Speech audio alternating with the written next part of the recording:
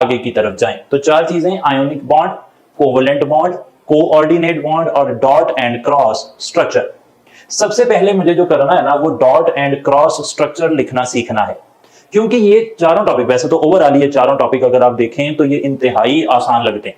देखने में लगता है कि भाई इनमें कैसे कोई मुश्किल सवाल आ सकता है, या फिर इनमें आने वाला सवाल, हम माशाल्लाह अच्छे नंबर लेकर सारे आए हैं, 12 क्लासें हमने पढ़ी हैं, कोई 80 90 95 इस तरह परसेंटेज है हमारी। तो आयोनिक बॉन्ड, कोवलेंट बॉन्ड या कोऑर्डिनेट बॉन्ड जो 9th क्लास से हम पढ़ते आ रहे हैं, उसमें ऐसी क्या मुश्किल बात आ सकती है? तो हम देखेंगे कि मुश्किल बात तो डेफिनेटली आ ही सकती है, साथ साथ कुछ बातें आसान ही होती हैं जैसे डॉट एंड क्रॉस स्ट्रक्चर, लेकिन वो पेपर में आती हैं तो मुश्किल बन जाती हैं, सवाल गलत करवा देती हैं। तो कुछ मॉलिक्यूल पहले मैं लिखता हूं जिनके डॉट एंड क्रॉस स्ट्रक्चर हम लिख रहे हैं।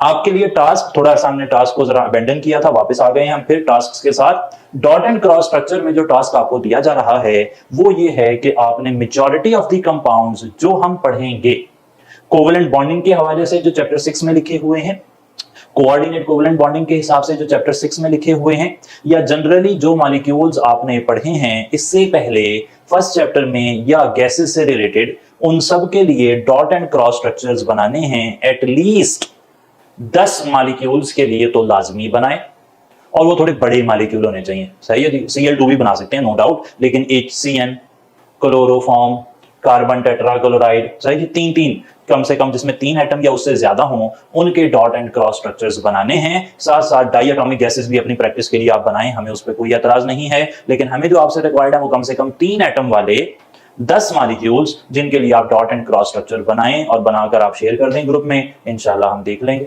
सही जनाब, तो डॉट एंड क्रॉस स्ट्रक्चर को लिखना सीखते हैं। ये देखें जरा, क्लोरीन से डॉट एंड क्रॉस स्ट्रक्चर मुझे शो करना है। डॉट एंड क्रॉस स्ट्रक्चर लिखते हुए पहली बात ये कि आप सिर्फ वैलेंस शेल के इलेक्ट्रॉन्स लिखते हैं, सारे इलेक्ट्रॉन्स नहीं लिखते। तो क्लोरीन का जो वैलेंस शेल है ना जी, उसके अंदर जो इलेक्ट्रॉन्स हैं वो हैं 1 2 3 4 5 6 और 7। सही जी।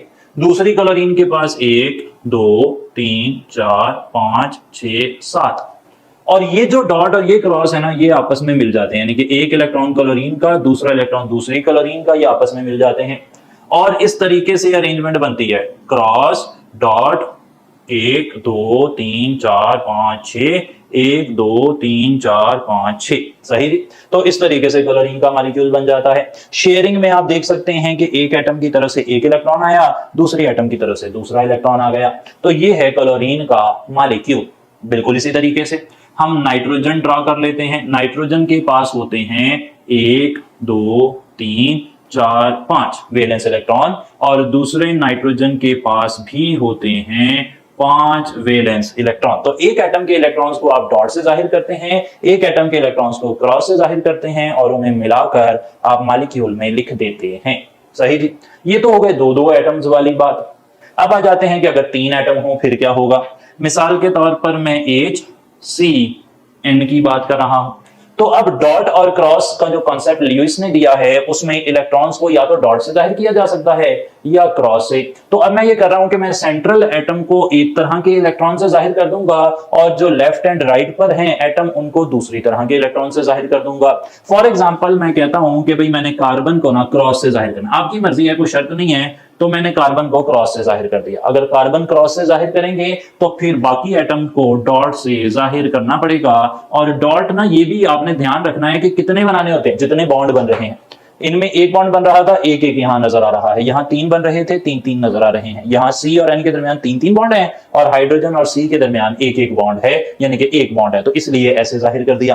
तो ये था कुछ primarily important data for dot and cross structures. देखने में बहुत ही आसान लगता है लेकिन है नहीं। जब आप मॉलिक्यूल्स बनाते हैं तो अगर आपको group number of valence electrons, number of bonds formed की डिटेल ना पता हो तो मेरे हिसाब से तो आपका ये सवाल जो ना, ये आपका नंबर कटवा जाएगा। इसलिए जरूरी है कि आपको हर एटम, जो मेनली हमने कई दफा कहा कि फर्स्ट एटॉमिक नंबर से 20 एटॉमिक नंबर तक जो एलिमेंट्स हैं उनके लिए आपको atomic number of electrons, atomic message, symbols, ये तो पक्के याद होने चाहिए, वरना फिर आप जना इस तरह के सवाल अटेम्प्ट नहीं कर पाएंगे। चलें, ये तो हो गया जी, एक बुनियाद हमने बना ली, बेसिस हमने डिस्कस कर ली। अब हम चलते हैं अपने पहले टॉपिक पर, जो कि है आयोनिक बॉन्ड। आयोनिक बॉन्ड क्या होता है जी? आयोनिक बॉन्ड को इलेक्ट्रोवेलेंट बॉन्ड भी कहते हैं। आयोनिक बॉन्ड बनता है by complete transfer of electrons. एक एटम से इलेक्ट्रॉन मुकम्मल तौर पर चले जाते हैं दूसरे एटम के पास, और from an atom with low ionization energy to an atom with high electron affinity. एक एटम जिसकी आयोनाइजेशन एनर्जी कम है उससे एक एटम जिसकी इलेक्ट्रॉन अफिनिटी ज्यादा है, एक इलेक्ट्रॉन चला जाए या एक से ज्यादा इलेक्ट्रॉन भी जा सकते हैं, तो फिर वो बॉन्ड कौन सा बन जाएगा? आयोनिक बॉन्ड बन जाएगा। सही जनाब। आयोनाइजेशन एनर्जी एक एटम की कम होनी चाहिए, दूसरे एटम की इलेक्ट्रॉन अफिनिटी ज्यादा होनी चाहिए। अच्छा जनाब, ए प्लस बी मिलकर बना रहे हैं ए प्लस बी माइनस, ये आयोनिक बॉन्ड बन गया जी। आयोनिक बॉन्ड से मुझे याद आ रहा है आयोनिक कैरेक्टर। एक टर्म हमने पढ़ी हुई है आयोनिक कैरेक्टर। आयोनिक कैरेक्टर का मतलब है कि बॉन्ड में कितना आयोनिक बॉन्ड की जो परसेंटेज है वो कितनी ज्यादा है। मिसाल के तौर पर दुनिया में सबसे ज्यादा आयोनिक कैरेक्टर सीजियम फ्लोराइड में 92% होता है, सोडियम क्लोराइड में 72% होता है, और हाइड्रोजन फ्लोराइड में 43% होता है। जो इलेक्ट्रोवेलेंट बॉन्ड है उसके बनने के लिए एक और कंडीशन, जैसा कि पहली कंडीशन थी कि कंप्लीट ट्रांसफर ऑफ इलेक्ट्रॉन हो, एक एटम में से जिसकी आयोनाइजेशन एनर्जी कम है एक ऐसे एटम के पास जिसकी इलेक्ट्रॉन अफिनिटी ज्यादा है, तो इसी तरीके से एक और कंडीशन ये भी है कि आमतौर पर इलेक्ट्रोनेगेटिविटी का डिफरेंस 1.7 या उससे ज्यादा हो अगर दोनों कंबाइनिंग एटम्स के दरमियान, तो फिर जो बॉन्ड बनेगा वो होगा आयोनिक बॉन्ड। सही जी। अच्छा, आयोनिक कैरेक्टर जो है ना, इसकी अगर हम बात करते हैं तो जो आयोनिक कैरेक्टर है वो ना तीन चीजों पर डिपेंड कर रहा है। कितनी पर भाई? तीन पर। कौन कौन सी चीजें हैं? आयोनिक कैरेक्टर डायरेक्टली प्रोपोर्शनल है size of cation forming ion. ऐसे एटम जिसने बाद में पॉजिटिव आयन बनाना है ना जी, अगर उसका साइज बढ़ेगा तो आयोनिक कैरेक्टर बढ़ जाएगा कंपाउंड का। इसी तरीके से यहां पे इस बात का मतलब भी देख लें कि अगर आप अल्कली मेटल्स की बात कर रहे हैं ना, तो lithium, sodium, potassium, rubidium, caesium नीचे की तरफ साइज इंक्रीज कर रहा है, तो आयोनिक कैरेक्टर भी इंक्रीज करेगा इन कंपाउंड्स का। सही जी। दूसरी तरफ आयोनिक कैरेक्टर जो होता है वो इनवर्सली प्रोपोर्शनल है size of anion forming ion के। इस बात का मतलब यह है कि अगर नेगेटिव आयन बनाने वाली जो चीज है उसका साइज बढ़ेगा तो आयोनिक कैरेक्टर कम हो जाएगा। मिसाल ले लेते हैं, आप देखें फ्लोरीन का साइज छोटा है, क्लोरीन बड़ा, ब्रोमीन और ज्यादा, आयोडीन और ज्यादा। नीचे की तरफ साइज जो है वो इंक्रीज कर रहा है, तो आयोनिक कैरेक्टर जो होता है वो डिक्रीज हो जाएगा। यानी कि अगर ये सब एलिमेंट सोडियम से मिलें तो सोडियम फ्लोराइड जो है वो ज्यादा आयोनिक होगा और सोडियम आयोडाइड जो है वो कम आयोनिक होगा। सही हो गई जी बात। तीसरी बात यह है कि आयोनिक कैरेक्टर ये इनवर्सली प्रोपोर्शनल है to charge on cation of a particular element। इस बात का मतलब यह है कि अगर हम एक ही कैटाइन देख लें, जैसे कि लेड है और लेड है, दोनों क्लोरीन से मिले हों Cl2 और Cl4, तो यहां पर लेड का जो चार्ज है वो +2 है जिसे ऑक्सीडेशन नंबर भी कहते हैं, और यहां पर +4 है। तो जैसे ही चार्ज बढ़ेगा आयोनिक कैरेक्टर कम हो जाएगा। यानी कि PbCl2 पे चार्ज कम है तो ये मोर आयोनिक होगा और PbCl4 जो है वो लेस आयोनिक होगा। सही जनाब। आयोनिक कौन ज्यादा है? PbCl2, क्योंकि इसमें ऑक्सीडेशन नंबर ऑफ कैटाइन कम है। जितना ऑक्सीडेशन नंबर ऑफ कैटाइन कम होगा उतना आयोनिक कैरेक्टर ज्यादा होगा। क्लियर होगा जी बात। तो ये थी बुनियादी इंफॉर्मेशन अबाउट आयोनिक बॉन्ड्स। अब कुछ सवाल देख लेते हैं आयोनिक बॉन्ड के हवाले से। अच्छा जनाब, सबसे पहली बात जो हम आयोनिक बॉन्ड के हवाले से पूछ रहे हैं वो क्या है?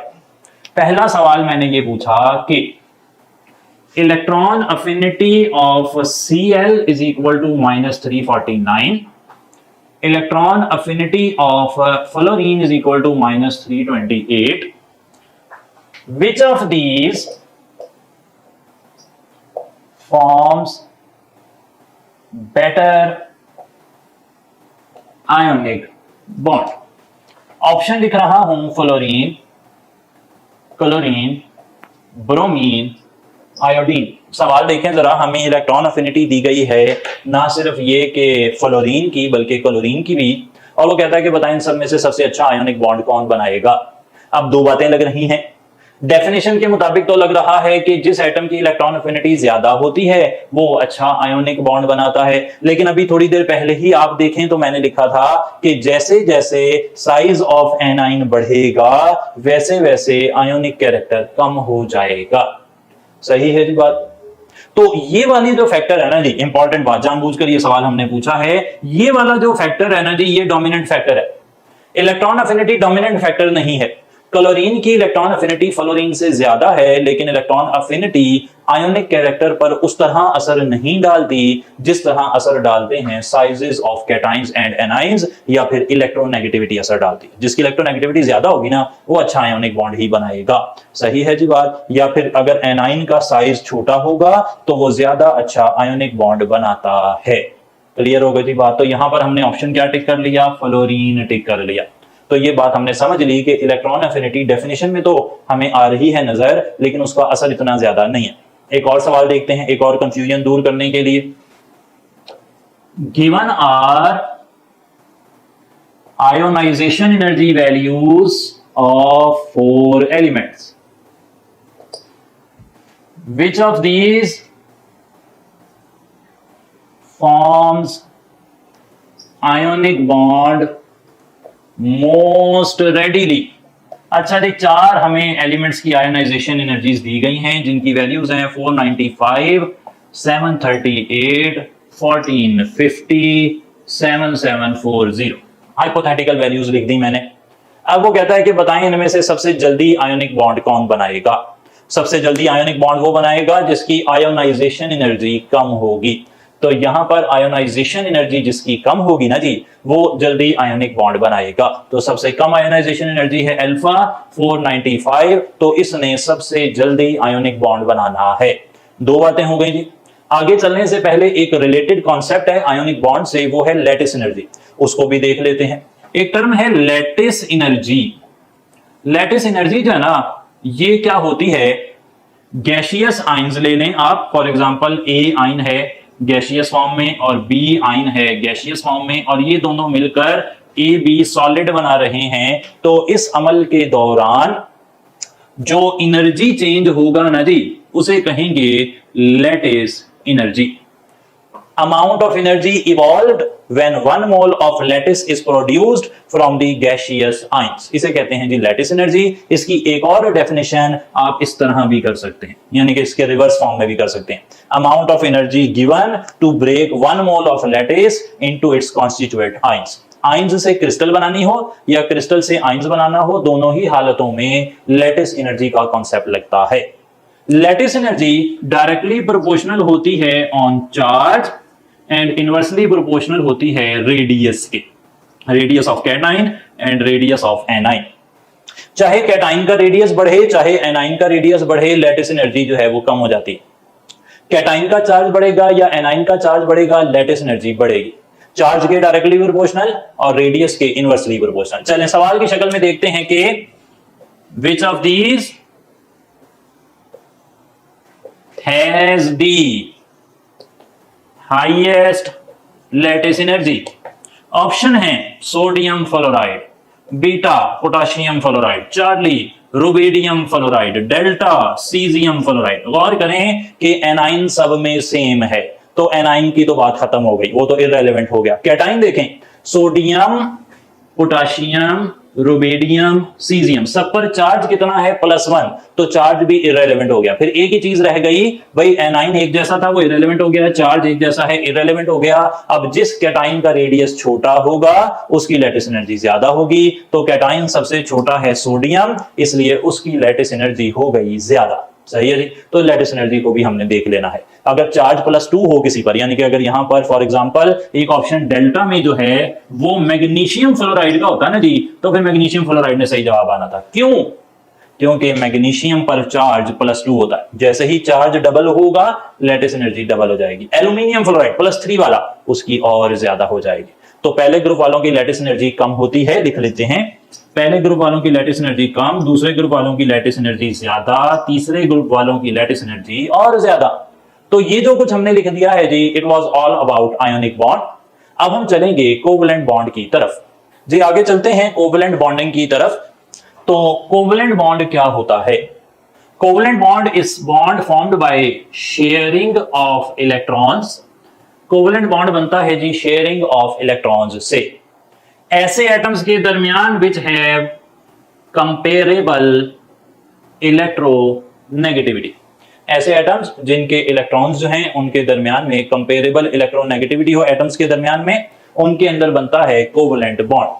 जी बात चल रही थी कोवलेंट बॉन्डिंग की, हमने बता दिया कि वो शेयरिंग ऑफ इलेक्ट्रॉन से बनते हैं, और ऐसे एटम्स जिनके दरमियान में कंपेरेबल इलेक्ट्रोनेगेटिविटी हो, यानी कि एक जैसी इलेक्ट्रोनेगेटिविटी हो, तो वो आपस में बनाते हैं कोवलेंट बॉन्डिंग। मैं एक कंपैरिजन करना चाह रहा हूं कि आमतौर पर कौन से ग्रुप हैं जिनके एलिमेंट्स अगर आपस में मिल रहे हों तो देयर इज ए पॉसिबिलिटी कि वो आयोनिक बॉन्ड बनाएंगे, और कौन से ऐसे हैं जो कोवलेंट बॉन्डिंग बनाएंगे। तो याद रख लें कि अगर ग्रुप 1A का मेंबर या ग्रुप 2A का मेंबर या फिर ग्रुप 3A के मेंबर्स, सही जनाब, 1A 2A और 3A के मेंबर्स मिलें, पर्टिकुलरली 1A और 2A वाले अगर मिल जाते हैं 6A से और 7A से, 6A ऑक्सीजन फैमिली है, 7A हैलोजेंस को कहते हैं, और 3A वाले अगर मिलते हैं अपर मेंबर्स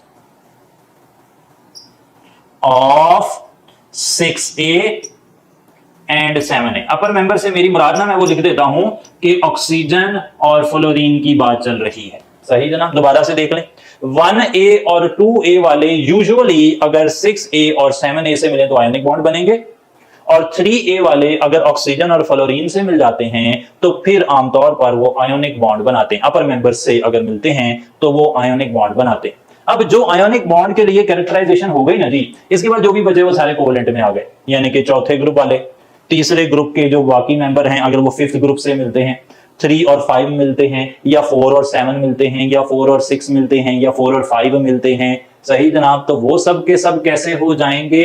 वो सब के सब हो जाएंगे कोवलेंट। एक्सेप्शंस हैं, इसके अलावा भी बात हो सकती है, लेकिन मेजॉरिटी जो है वो इस तरीके से क्लासीफाई हो जाएंगे। तो मेजॉरिटी क्लासीफाई हो गए तो हमारा काम चल गया। सही है जी। एक बात और देख लें कि 3 एलिमेंट्स जिनको हम कैरेक्टरिस्टिकली कह देते हैं फॉन, अगर ये मिले ना जी मेटल्स के साथ तो ये आयोनिक बॉन्ड बनाना पसंद करते हैं। सही होगा जी बात। नाइट्रोजन भी हमने डाल लिया यहां पर, तो और एक्सेप्शंस कम कर ली। अब मुझे लगता है कि जितना पीरियोडिक टेबल हमें याद है या हमें पेपर में आना है वो यहां कवर हो चुका है। फर्स्ट ग्रुप और सेकंड ग्रुप वाले 6 और 7A से मिले, 3rd A के मेंबर जो हैं वो ऑक्सीजन और फ्लोरीन से मिले, या फिर मेटल्स फॉन से मिले तो आमतौर पर आयोनिक बॉन्ड बनता है, और इनके अलावा जो बाकी सारे के सारे बनेंगे वो आमतौर पर कोवलेंट बॉन्ड होंगे। सही है जी बात। फर्स्ट ए के अंदर जो पहला मेंबर है ना उसको जरा देखें, ये सवाल आया पास पेपर में। सवाल क्या था मैं लिख देता हूं। सवाल ये था कि electronegativity difference between hydrogen and fluorine is 1.9। Hydrogen fluorine में इलेक्ट्रोनेगेटिविटी डिफरेंस कितना है जी? 1.9। What type of bond is HF? HF की बॉन्ड टाइप बतानी है। ऑप्शंस एग्जैक्ट तो नहीं मुझे पता, लेकिन 2 ऑप्शन जो हमारे काम के हैं वो लिख लेते हैं, बाकी ऑप्शन से हमें कोई फायदा भी नहीं होने वाला। आयोनिक बॉन्ड है, कोवेलेंट बॉन्ड है, चार्ली में कोऑर्डिनेट कर लेते हैं फॉर एग्जांपल, डेल्टा में मेटालिक। अच्छा, इससे फर्क नहीं पड़ा चार्ली और डेल्टा से, क्योंकि जाहिर बात है कि आप में से ज्यादातर लोग या सारे के सारे लोग इसे या तो आयोनिक मान रहे होंगे या कोवेलेंट मान रहे होंगे। अब सवाल ये है कि इलेक्ट्रोनेगेटिविटी डिफरेंस है 1.9 का, तो ये बॉन्ड कैसा है? आया ये आयोनिक है या फिर कोवेलेंट है? तो यहां हमने क्या सीखा, एनोमलस बिहेवियर, हाइड्रोजन पहले ग्रुप का है, फोन से मिल रहा है, हमें लगता है कि आयनिक बॉन्ड होना चाहिए, नहीं जनाब ये एक कोवेलेंट बॉन्ड है। सही जी। तो कोवेलेंट बॉन्ड जो है ना ये है एचएफ के अंदर आयोनिक बॉन्ड बनता है जब मेटल्स फोन से मिलती हैं। अब इस एनोमली की वजह क्या है, क्या ये अकेला ऐसा मामला है या और भी है? बहुत सारी एग्जांपल्स हैं जी, प्लेंटी ऑफ एग्जांपल्स ऐसी हैं जिनके अंदर इलेक्ट्रोनेगेटिविटी का डिफरेंस 1.7 से ज्यादा होता है और फिर भी कोवेलेंट बॉन्ड होता है। सिलिकॉन फ्लोराइड देख लें, एक और मिसाल है। तो अब याद क्या रखना है, ये जो है ना क्राइटेरिया, इसको माइंड में रखना है। मेटल्स फोन से मिलती हैं तो आयनिक बॉन्ड ही बताना पसंद करती हैं। 1A की सारी मेटल्स अगर फोन मिलती हैं 7A या 6A वालों से तो वो आयनिक बॉन्ड बनाती हैं, लेकिन 1A में हाइड्रोजन भी है, वो आयनिक बॉन्ड नहीं बनाती। सही है जी। वो क्या बनाती है, वो कोवेलेंट बॉन्ड बनाती है।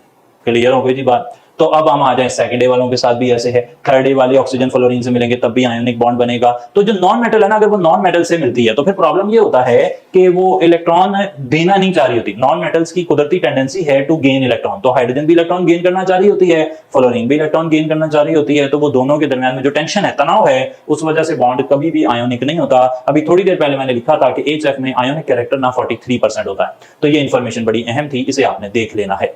सही जी। आगे चल पड़ते हैं। हम तो बात कर रहे थे कोवेलेंट बॉन्डिंग की।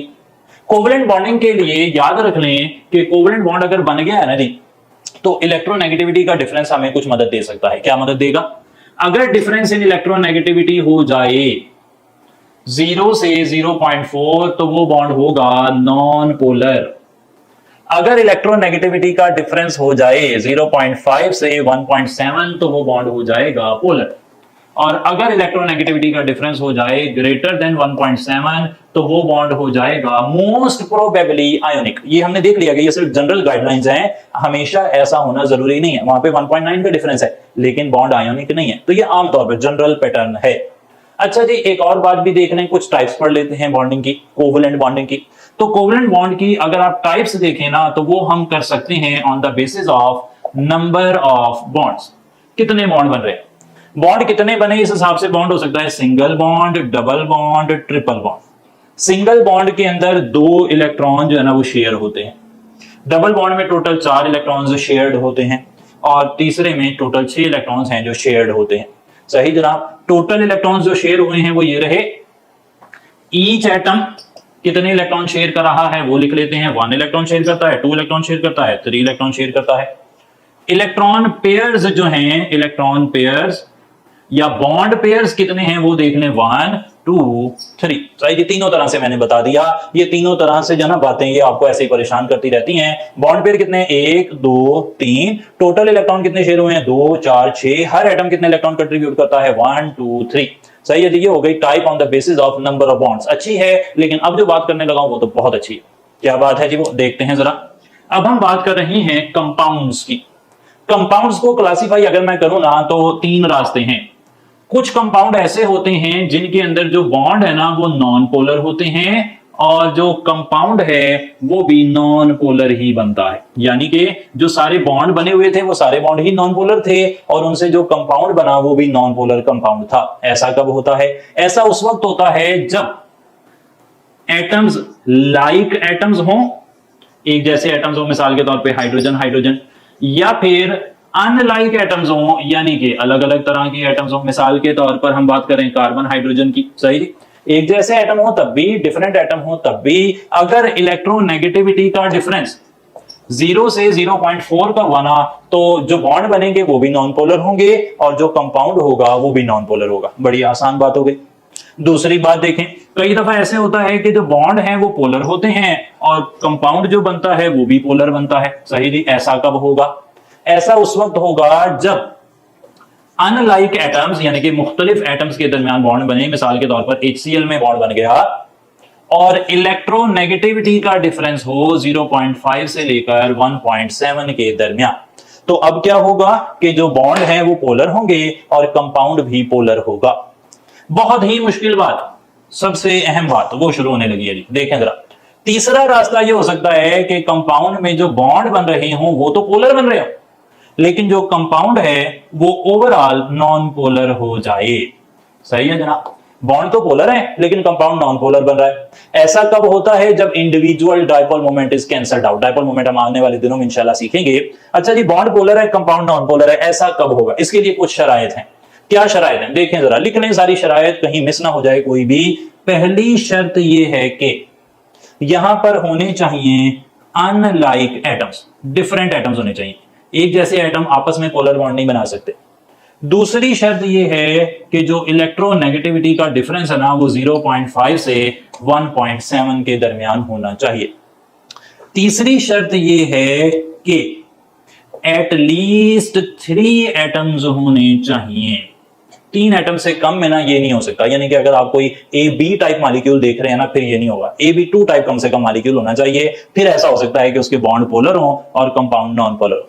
अगली बात ये है कि 2 टाइप्स ऑफ एटम्स होने चाहिए, सही है जी, 2 टाइप्स ऑफ एटम्स, यानी कि एटम्स कम से कम कितने, 3, और वो कितनी तरह के हों, 2 तरह के हों। जैसा कि अभी मैंने बताया कि AB2 टाइप मॉलिक्यूल होना चाहिए, एक ए हो और 2 बी हो, सही है जी। ABC टाइप का मॉलिक्यूल नहीं चलेगा, 3 तरह के एटम है फिर भी नहीं बात बन सकती, 2 तरह के एटम होने चाहिए, उनमें से एक एटम सेंट्रल हो और बाकी अटैच्ड हो। लिख लेते हैं, 1 atom central and other attached, एक सेंटर में हो और बाकी सबके सब जो है ना वो उससे जुड़े हुए हों। आगे चल पड़ते हैं, एक और शर्त देखते हैं, छठी शर्त आ गई, स्टैंडर्ड ज्योमेट्री। ज्योमेट्री ना स्टैंडर्ड होनी चाहिए। स्टैंडर्ड ज्योमेट्री का मतलब होता है कि कोई लोन पेयर ना हो, सही है जी, लोन पेयर नहीं ना है तो आप कहते हैं कि ये स्टैंडर्ड ज्योमेट्री है। चलिए दोबारा से देखते हैं, कुछ मिसालें भी मैं यहां पे लिख दूंगा, फिर कुछ आपसे पूछ लेंगे, तो मिलकर ना इंशाल्लाह हम इस नतीजे पर पहुंच जाएंगे कि कौन से ऐसे मॉलिक्यूल हैं जो कि दिखने में तो हमें नजर आता है कि पोलर होने चाहिए लेकिन वो नॉन पोलर होते। सबसे पहले उनमें अनलाइक एटम्स होने चाहिए, इलेक्ट्रोनेगेटिविटी डिफरेंस 0.5 से 1.7 के दरमियान होना चाहिए, एटलीस्ट 3 एटम होने चाहिए, और टाइप्स कितनी, 2, उनमें से एक सेंटर में हो बाकी सब उससे जुड़े हों, और कोई भी लोन पेयर नहीं होना चाहिए, सही। चलें कुछ मिसालें देखते हैं। हमें यहां पर मिसाल दी गई है CO2, एक हो गई। आगे चल पड़ते हैं SO3, एक और हो गया। आगे चल पड़ते हैं SnCl2, एक और मिसाल हमने देख ली, और PCl5, 4 हो गए। सवाल हमें यह पूछा जा रहा है कि which of these contains polar bonds but is a non polar compound. ऐसा आपने ढूंढना है जिसके अंदर कंपाउंड में बॉन्ड तो सारे पोलर हों लेकिन वो कंपाउंड नॉन पोलर हो। देखते हैं जरा, हम इस मिसाल को अगर देखें तो देखें जरा, पहले अनलाइक एटम्स हैं, हाँ जी हैं, इलेक्ट्रोनेगेटिविटी का डिफरेंस 2.5 और 3.5, जी हाँ काफी डिफरेंस भी है इलेक्ट्रोनेगेटिविटी का, एटलीस्ट 3 एटम्स, जी हाँ इसमें 3 एटम्स भी हैं, 2 टाइप्स ऑफ एटम्स, जी एक टाइप है कार्बन, एक टाइप है ऑक्सीजन, बिल्कुल सही बात हो गई। 1 एटम सेंट्रल हो बाकी अटैच्ड हो, देखें कार्बन सेंटर में होती है, ऑक्सीजन जुड़ा होता है, सही जनाब। आगे चल पड़े, और इसमें कोई लोन पेयर नहीं होना चाहिए। देखें जनाब, कार्बन चौथे ग्रुप का मेंबर है, कितने बॉन्ड बना सकता है, 4, अभी कितने बनाए हुए हैं, 4, चौथे ग्रुप का है, 4 बॉन्ड बना सकता था, चारों बना लिए, तो अब इसके पास कोई इलेक्ट्रॉन बचे नहीं है, कोई लोन पेयर नहीं है। जितनी कंडीशंस मैंने लिखी थी सारी पूरी हो गई, तो इसके अंदर जो बॉन्ड है वो पोलर है और जो कंपाउंड है वो नॉन पोलर है, सही है जनाब। बॉन्ड पोलर है, कंपाउंड नॉन पोलर है, सही जनाब। तो इसे हमने टिक कर लिया कि ये एक ऐसा कंपाउंड है जिसमें बॉन्ड पोलर है और कंपाउंड नॉन पोलर है। SO3 को देखें, SO3 में अनलाइक एटम्स हैं, जी हैं, इलेक्ट्रोनेगेटिविटी का डिफरेंस, बिल्कुल सही बात है जी। आमतौर पे फ्लोरीन, ऑक्सीजन और नाइट्रोजन जो है ना, इनका अक्सर कंपाउंड के साथ इलेक्ट्रोनेगेटिविटी डिफरेंस जो है ना वो 0.5 से 1.7 के दरमियान ही होता है। अच्छा आगे चलते हैं, अब अगली क्या क्या है, एटलीस्ट 3 एटम, बिल्कुल सही बात है, यहाँ पे तो 4 एटम नजर आ रहे हैं। 2 टाइप्स ऑफ एटम्स, बिल्कुल सही बात, सल्फर और ऑक्सीजन 2 तरह के एटम हैं, इनमें एक सेंट्रल है एक अटैच्ड है, नहीं जनाब सही हो गया। लोन पेयर कोई नजर आ रहा है, नहीं जी, सल्फर छठे ग्रुप का है, 6 बॉन्ड बना सकता है, यहां पर 6 बॉन्ड ही बने हुए हैं, कोई लोन पेयर नहीं है। सारी कंडीशंस पूरी हो गई, आप कहेंगे कि SO3 भी पोलर बॉन्ड है इसमें लेकिन कंपाउंड नॉन पोलर है। PCl5 फास्फोरस 5वें ग्रुप का है, 1 2 3 4 5 बॉन्ड बनाए हुए हैं, सारी कंडीशंस आप एक एक करके चेक कर रहे हैं, पूरी होंगी, इसमें भी पोलर बॉन्ड है, कंपाउंड नॉन पोलर है। SnCl2 3 चौथे ग्रुप का मेंबर है, 2 बॉन्ड बनाए हुए हैं, चौथे ग्रुप का मेंबर है, 2 बॉन्ड बनाए हुए हैं। टोटल चौथे ग्रुप के पास कितने इलेक्ट्रॉन होते हैं वैलेंस शेल में, 4, 2 ने बॉन्ड बना लिया तो बाकी 2 कहां गए भाई, बाकी 2 लोन पेयर बन जाएंगे। अगर किसी कंपाउंड में लोन पेयर आ जाए ना जी, पक्की बात है, पक्की बात है, लिख लें, याद कर लें कि अगर किसी कोवलेंट कंपाउंड में लोन पेयर आ जाए, कोवलेंट कंपाउंड में लोन पेयर आ जाए तो वो इस टाइप का होता है। किसी भी कोवलेंट कंपाउंड में लोन पेयर आ जाएगा तो वो इस टाइप का हो जाएगा, यानी कि उसमें बॉन्ड भी पोलर हो जाएंगे और वो कंपाउंड भी पोलर हो जाएगा। सही जी, तो इसमें बॉन्ड भी पोलर है, कंपाउंड भी नॉन पोलर है। सवाल मैंने शायद उल्टा पूछ लिया था, दोबारा से पूछ लेता हूं। Identify the one that does not have polar bonds and is non polar compound. तो आपने एक ऐसा कंपाउंड ढूंढना है जिसमें पोलर बॉन्ड और नॉन पोलर कंपाउंड वाली शर्त पूरी ना हो रही हो। तो आप कहेंगे कि चार्ली में पूरी नहीं हो रही, बाकी सब में शराइत पूरी हो रही हैं, SnCl2 यहां पर सही हो गया।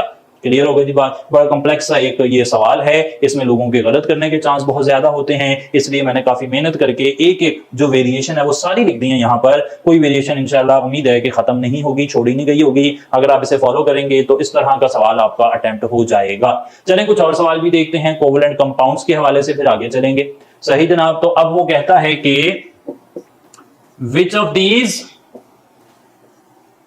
Has 4 covalent bonds. 4 कंपाउंड है, आपने बताना है उनमें से एक CO है, एक NH4 पॉजिटिव है, एक CH4 है, एक वाटर है। आपने बताना है इसमें से किसके अंदर 4 कोवलेंट बॉन्ड हैं।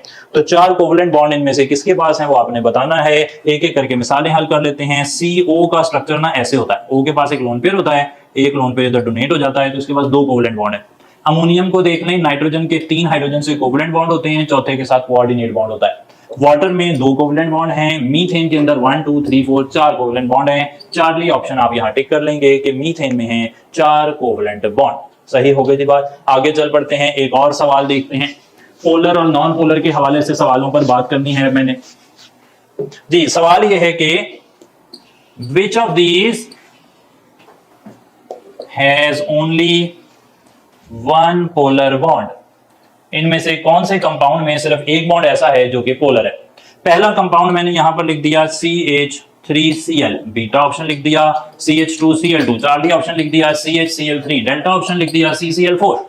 ऐसा कंपाउंड ढूंढें जिसमें सिर्फ एक बॉन्ड पोलर है। अब जारी बात है कि कार्बन और क्लोरीन का जो इलेक्ट्रोनेगेटिविटी डिफरेंस है ना वो 0.5 से ज्यादा हो जाता है। अब जितने कार्बन क्लोरीन बॉन्ड होंगे ना उतने पोलर बॉन्ड होंगे।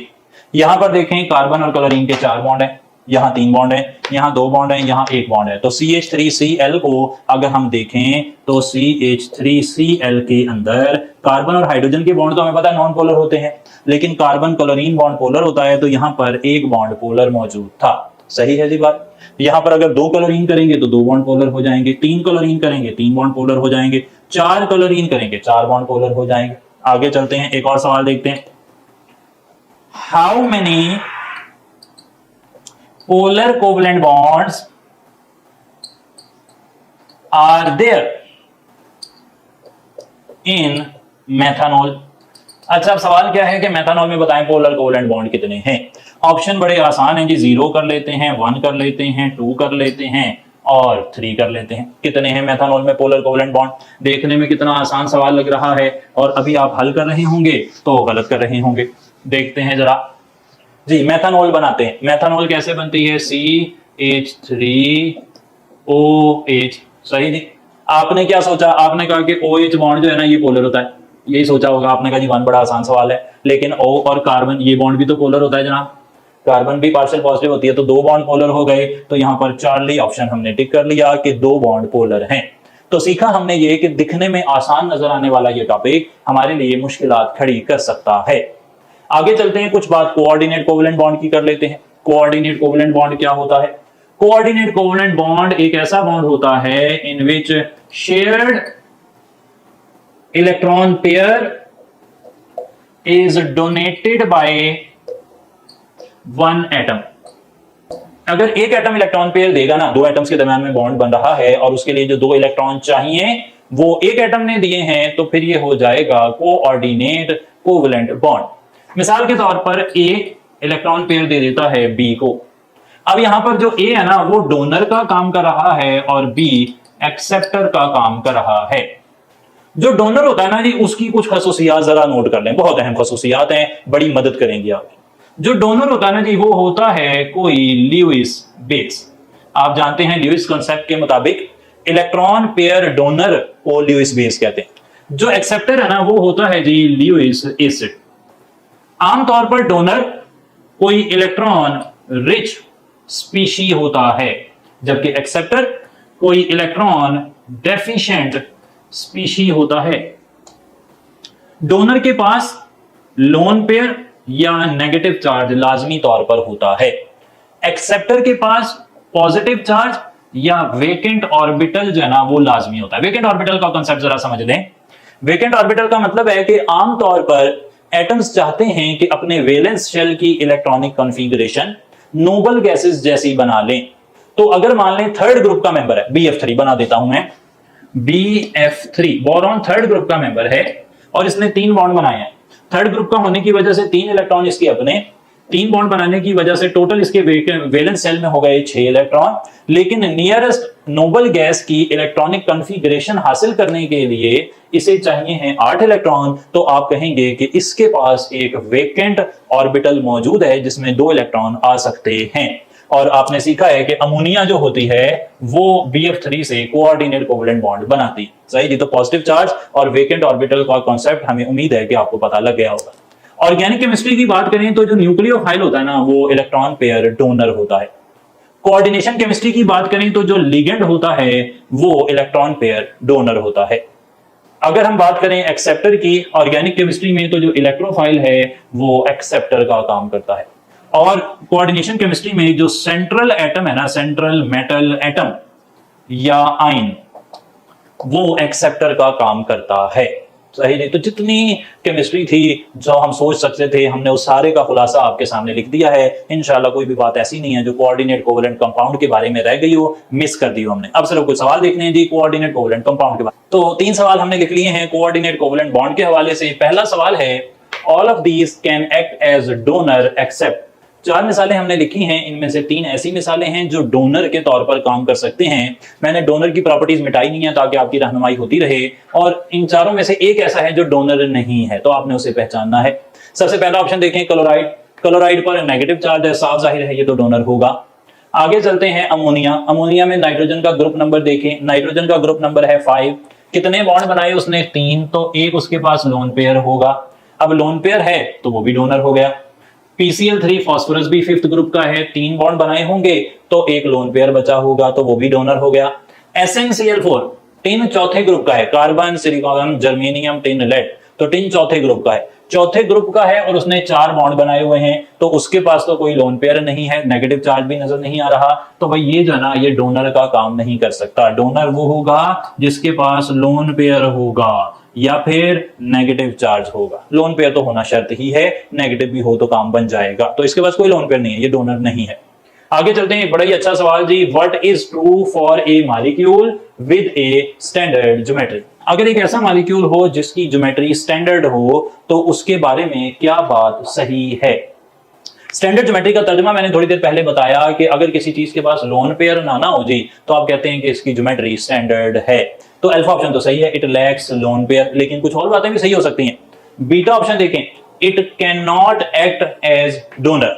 मैंने क्या कहा था कि लोन पेयर अगर होगा तो डोनर होगा, लोन पेयर नहीं होगा डोनर नहीं होगा। तो अगर लोन पेयर नहीं है तो फिर वो डोनर का काम नहीं कर सकता।